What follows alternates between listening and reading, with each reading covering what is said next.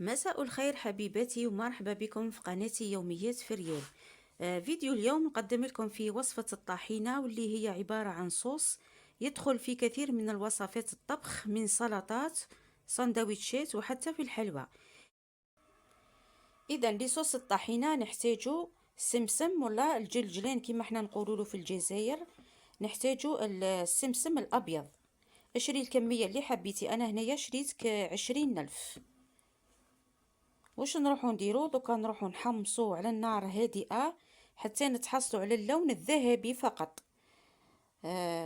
ما تنسيش اختي اللون الذهبي، ما تحمريهش بزاف.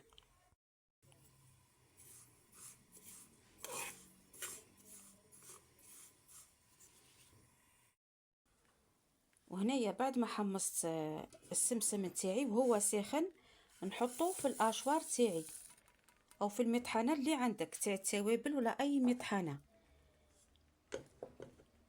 نطحنوه.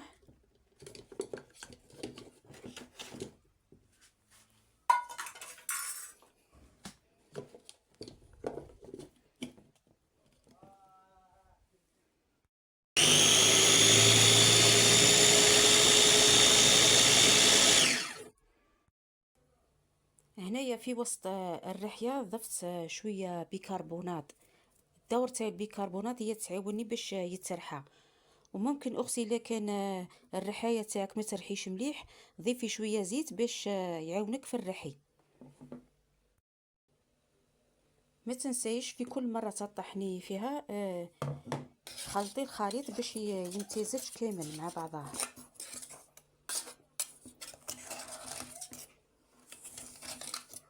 اذا هنايا انا دوك نضيف شويه زيت،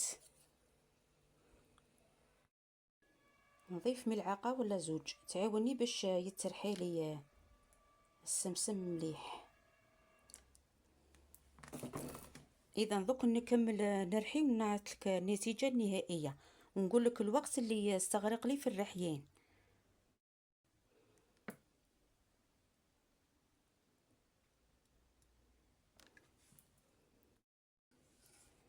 اذا هاي لك النتيجه اللي تحصلت عليها. الصراحه وبامانه قعدت نضيف في الزيت حتى تحصلت على هذا القوام. كل مره نضيف حتى تتحصلي على هذا القوام.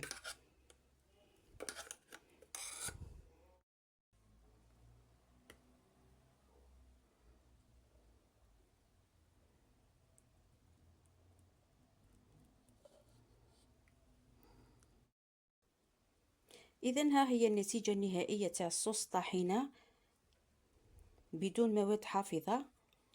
اذا تقدري تحتفظي بها في الثلاجه وقت الاستخدام تستخدميها.